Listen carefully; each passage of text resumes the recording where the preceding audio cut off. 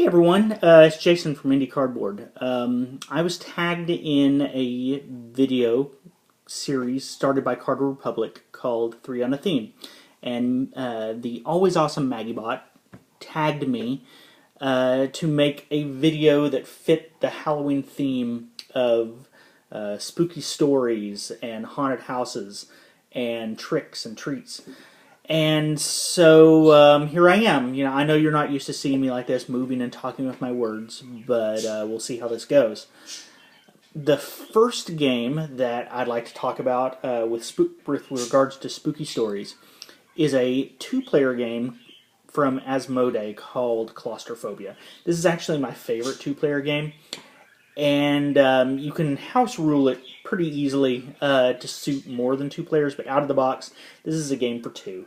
And it's a dungeon crawl, kind of in the same vein as the PC game series Diablo, but one player controls humans that have been tasked with descending into what amounts to the bowels of hell. It's kind of a hellish cavern underneath a town. And then the other player plays as the demons that inhabit this, you know, these caves and crawl out of the walls and try to get them. So it's a lot of fun. The game looks fantastic. It's got giant tiles with great art, and it's got, you know, some pretty neat miniatures and a great damage tracking system for the humans that lets players not only adjust their stats each turn for their characters, but also as they take damage, they get abilities taken away from them. So it's definitely a unique gameplay system that it uses these trays that are reminiscent of those seen in Formula D, and yeah, it's a lot of fun. I really enjoy Claustrophobia, and it comes highly recommended from me for my spooky story. The next game, Haunted House, and I feel like I might have been reaching a little bit on this, but it fits the season, and it definitely has to do with haunting. But Antoine Bauza's Ghost Stories is among the most challenging games that you're likely to get to your table. And it's earned that reputation since the game was released several years ago, and continues to be one of the most difficult games on our shelf, certainly.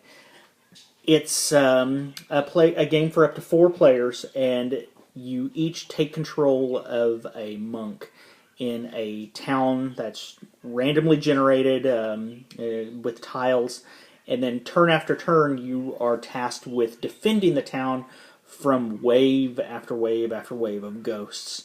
And the ghosts range in difficulty and abilities, and the game can just drown you quickly. It's a lot of fun, which says a lot to the design of the game, that it can be that punishing and yet still manage to be entertaining. Because it's one that we've gotten out when we feel like we need a challenge, and this game certainly puts us in our place. There's some expansions for it as well if you find you need more variety or more challenge or less challenge. It scales pretty well, especially with some of the expansion content. But just out of the core box, there's a lot of game there, and it comes highly recommended as well. But, like I said, it's very challenging, and players that get frustrated easy may want to keep it at arm's length. Yeah, so that's my Haunted House. The next game, or I guess the last game in this 3 on the Theme video, Trick or Treat. And I honestly didn't know what I was going to come up with, but I started thinking, and what came to mind is Aiello's game from last year, Zombie 15. Now, this is a game that, on the surface, it looks a little bit like Cool Mini or Not's Zombicide, maybe like a CliffsNotes version of it because it's lighter. It plays in 15 minutes, hence the name. It even comes with this cool soundtrack that has some neat ambient sounds fitting with the theme, but then also, similar to the game Escape, will have a sound. In this game, it's like zombie snarls. Every now and then, will tell you when to put new zombies on the board. What makes it particularly fit the trick or treat theme to me is everyone's playing kids, and they're kids that you've laid out tiles that represent their neighborhood, and then the kids that people are playing, each one has different abilities, and they look a little different, and everyone's got these cool miniatures and then the tiles, like I said. So you've got, everything looks really good on the table. It's very attractive. But it plays in 15 minutes of you quickly scrambling, moving around the board, going to houses, finding weapons, and trying to clear out zombies and complete objectives. There's several scenarios, again similar to Zombicide, that are included. The company even just now, or just recently, released a solo campaign for it as well.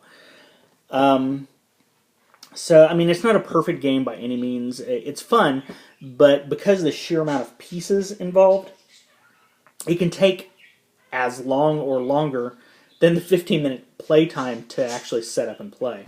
So, that's certainly not a bullet point on the back of the box you advertise, but for those 15 minutes, it is a fun game. But anyway, so those are my 3 games: Claustrophobia, Ghost Stories, and Zombie 15. And I suppose now I need to tag someone to hear what they have to say, and for them to create a video. So I would like to tag Glenn from Couple vs. Cardboard. I would like to tag Board Game Brawl and Stephanie Straw. So you 3 have been tagged. And I look forward to seeing what you have to say and what games you recommend for this theme. Bye-bye now.